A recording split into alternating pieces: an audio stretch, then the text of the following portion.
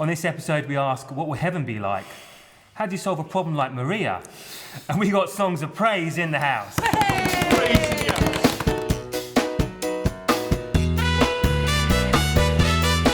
So nice practice. I love it. I love it. Hello and welcome to a very special episode of TGI Monday. We're really excited to have a team from Songs of Praise here who are filming us. So if you see people wandering around in the background with extra cameras and looking very glamorous, that's who they are. But we're going to be filming as normal, as live, one take. We all ready, guys? And equally glamorous. And we all got our special TV faces on. Yeah, I tell you. I can see Harold's done his makeup. No, You changed the shirt. Look at this. Look at this. Look at your collar. Look at this. Oh. Yeah, perfect. I ironed it this morning as well. Ironed it Yeah, this my missus morning. said you're not going on Songs of Praise with that shirt. Get an iron it now. Good. Well, we've got a question this week from Zoe Corney, who sent this in via Facebook, and she asks, how do you envisage heaven? How do you envisage heaven? Great question, Zoe. I wonder, maybe I'm just going to start by doing a little bit of definition. We use the word heaven in a number of different ways, I think, don't we? In the Bible, both in Greek and Hebrew, the word for heaven really just means sky. So when it talks about the heavens and the earth, it just means the world. So that's the sort of basic meaning of heaven. I think we also use it to mean where God is. So we say like our Father in heaven, whatever that looks like. But I think what Zoe's talking about is what happens when we die, the heaven that we're looking forward to in eternity. So Hal, why don't you start? How do you envisage heaven? Well, when I was in the lab, I used to have a catchphrase when I did my lab talks, and it was, we're looking through a glass darkly. And everyone loved that until they found out it was from the Bible. And I think the interesting thing is that when I was a biology student, we had to buy Albert's Molecular Biology of the Cell, right, which was 50 quid. Wow. But if you bought the third edition, it was 20 quid, and you could spend 30 quid on beer. But So which did you do? I bought the 50 quid one. I'll tell you why now. Is because the 20 quid one, because it was out of date, loads of the information was wrong. Yeah. Right? But Albert's Molecular Biology of the Cell is now on its 7th edition. So everything I paid 50 quid for is also wrong. And the interesting thing is, I think, and in heaven, we will be known fully as we are fully known. And all those infinite mysteries we will be privy to, and we have eternity to explore them. Wow. And that's So why, like... we won't need updating editions. No, We'll be there, but I we'll don't just need have another more and edition more of Albert's Molecular Biology of to the Cell. discover. Yeah. Good. And you can So spend is 40 that quid how on you beer. imagine heaven? Yeah, because presumably we are also saying that We're all that in a means lab. that if we decide what we think it is today, then in 10 years' time, there'll be some other people perhaps superseding our thinking on that stuff as well. Maybe. Yeah. Maybe. It obviously is that mystery that we talk about, but a helpful way of thinking about it, I don't know if you saw it, possibly someone pinned it on your timeline on Facebook as well, but it's something I've shared, and it's an image of twins in the womb and a dialogue that's happening between them, and you've got one saying, oh, do you believe in life after birth? And the other one's saying, don't be ridiculous. We can't see anything. These cords here, they're not long enough for us to go and do anything. I don't know what you're talking about. No, well, that'll be the end of us, isn't it? Yeah. The other one says, oh, no, but I've heard about Mother. Aren't you looking forward to seeing Mother? Oh, you don't believe in Mother, do you? I mean, we can't see her. We can't prove all of this stuff. Yeah. You don't believe, do you? That's brilliant. I think that is such a helpful analogy because it goes on to say, it ends with the twins saying, no, we can't see Mother, but if you just stop and listen, you can hear her heartbeat. Wow. And I find that as That's a really really powerful. helpful way of thinking about, we really don't have the capacity, in the same way as a baby will not know what happens next. But that sense of being held and going somewhere is so real. Wow.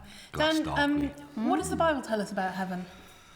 Well, I've been quite interested in a lot of what Tom Wright has been saying recently. He says that heaven is not actually the main point. The point is it's the new heavens and the new earth that's the main point. So he sees it as kind of a two-stage process that we die and we go to heaven, but we are waiting for the resurrection of our bodies so that when Christ comes and renews the earth, heaven and earth kind of come together as one. Yes. So it's not an immaterial kind of heaven.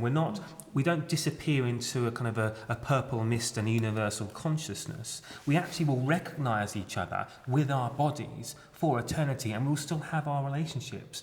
But there is like an intermediate stage. And the intermediate stage is that waiting for the resurrection. These kind of images are great because these kind of icons and the Book of Revelation, heaven is so hard for us to grasp that what we're given is pictures that point beyond themselves. Yeah. They're not actually clear, but they're mysteries, but they're exciting mysteries. So one of the mysteries here is to do with the question of time, isn't it? So the way that we measure time now and the way that we measure time in eternity is going to be very different. So Paul in one place talks about that intermediate time that you're talking about as happening in the twinkling of an eye.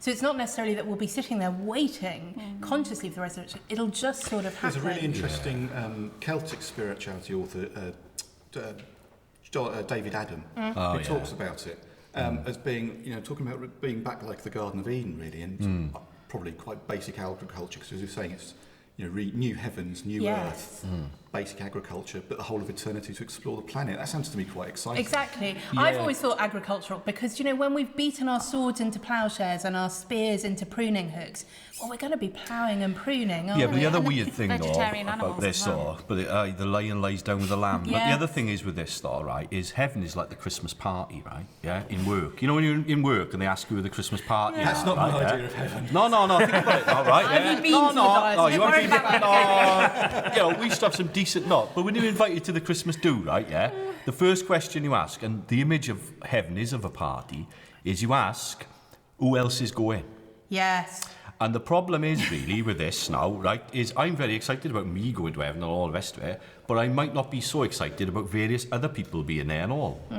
Because heaven is a place full of irritating people like myself who don't deserve to be there, like That's myself. true, although we will be perfected. I wonder, Connie, you're just sitting there yeah, watching. we Why will, don't you but- come and tell us what you think? All right, hang on. Shut up. The chair. Oh. This is Connie Fisher, everyone, who is presenting the episode of Songs of Praise. Connie, tell us, what do you think about heaven? Oh, thank you very much. Well, will there be tea there? I hope so. And I'll be serving it. Excellent. Sure. Do you know what? When I was a kid, I used to think that heaven was a really creative place because in the Lord's Prayer, Our Father who art in heaven. Oh, nice. I used to think I was like, canvases, does quite art in heaven? fabulous. Well, and my granddad was an artist, so I used to think, oh yeah, that's really cool. Yeah. So I think it's quite a colourful place. Yeah. I'm hoping that that I won't be stuck there with people I don't want to be with. It's like at an office party. Yeah. Do you want to name them? No. Oh, I got a list. This to you. I got a list. I got a massive list. Don't fall into that Hand trap, that one to Connie. St. Peter before you go in. No, I'm not getting on with him. Forget Let's it. let Connie finish. I'm hoping that heaven will be calorie free because everything we've worried about in this life, Well, I'm do you hoping. know, there's a wonderful image in the Bible about heaven as a feast of fabulous meats and fine wines, and I'm just sort of that, and it's a wedding banquet, and I'm just sort of hoping that goes on for days and days and days and years. I think that's Eternity, I fabulous. think. Exactly. Yeah. I think we do need to draw discussion about it. I hope you're excited about heaven.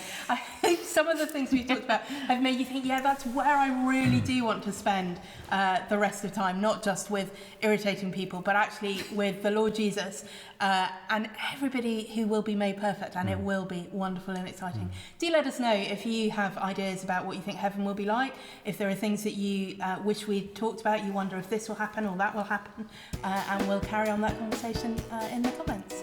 See you next time. You can tell I lived in community and irritating people.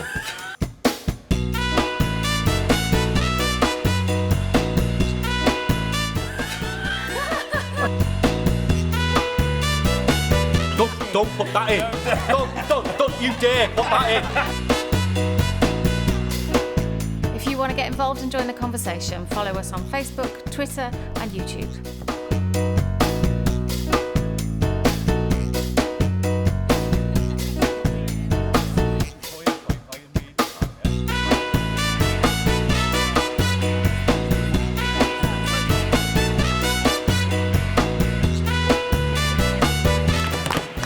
Is that the first time they probably said songs of praise are in the house? I think brilliant.